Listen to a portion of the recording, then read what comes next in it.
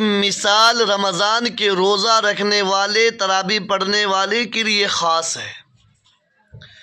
ایک اے سی روم ہے، air condition کمرہ ہے،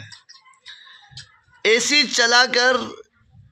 روم کو کھول دیا جائے، دروازے کھول دیے جائیں، کھڑکیاں کھول دی جائے، روشن دان کھول دیا جائے، تو کیا کمرہ ٹھنڈا ہوگا؟ نہیں ہوگا، چونکہ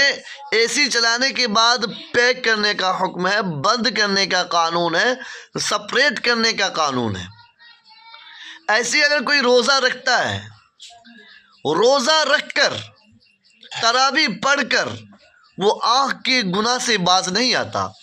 زبان کے گناہ سے باز نہیں آتا، کان کے گناہ سے باز نہیں آتا، سوچ و فکر کے گناہ سے باز نہیں آتا، ہاتھ کے گناہ سے باز نہیں آتا، پیر کے قدم کے گناہ سے باز نہیں آتا، چغلی سے باز نہیں آتا، غیبت سے باز نہیں آتا، لہو و لعب سے باز نہیں آتا، فحشکاری سے باز نہیں آتا، عریانیت سے باز نہیں آتا۔ تو یاد رکھو، روزہ ایسا ہی ہے، تراویح ایسا ہی ہے کہ تراویح بھی پڑھیے، روزہ بھی رکھیے اور کم گناہ بھی کرتے رہیے۔ تو جس طریقے سے ایئر کنڈیشن کیمرہ کام نہیں کرتا، اے سی کام نہیں کرتا، ایسے یہ روزہ بھی کام نہیں کرے گا، یہ تراویح بھی کام نہیں کرے گا۔ اس کے لیے ضروری اور لازمی ہے کہ آپ